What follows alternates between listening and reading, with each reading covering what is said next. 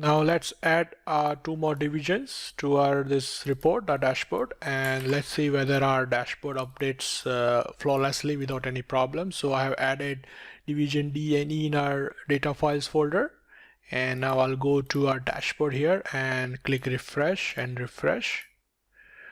Okay, there seems to be some problem here. Let's try to see our data file sheet where our Power Query table is there. Now there seems to be problem with the cumulative amount. As you can see, the formula is not copying. You just have to double click like this and the formula will be copied till down. And now let's go back here and try to refresh it, and you can see the data is appearing just fine. And as I told you before, let's drag this formula. Let's save it, and as you can see, the figures are being updated automatically. Only problem is the formatting, which you can do like this and it looks okay. As you can see, the division which were added had colors formatted automatically, which is just fine.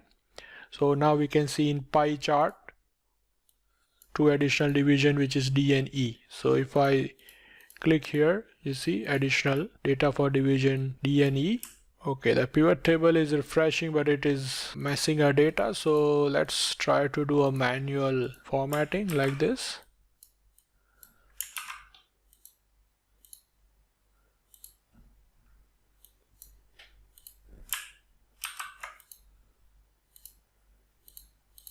Now it looks okay.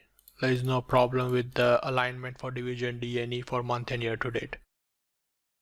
And similarly, we have division D and E, for which you can see the performance in our line chart as well.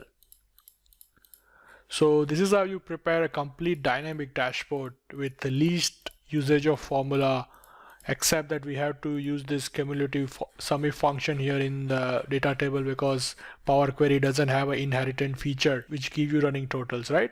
Also with the criteria. So only SUMIF function could come to a rescue for us, and it worked just fine.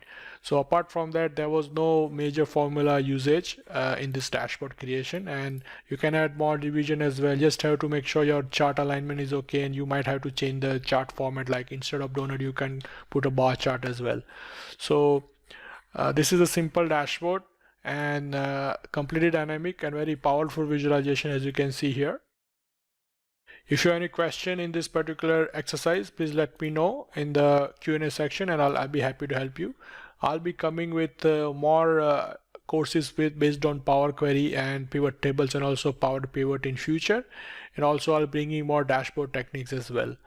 Till then, stay tuned, and I wish you all the best, and I hope to see you in my next upcoming courses. Thank you very much for watching, and I'll see you next time. Thank you.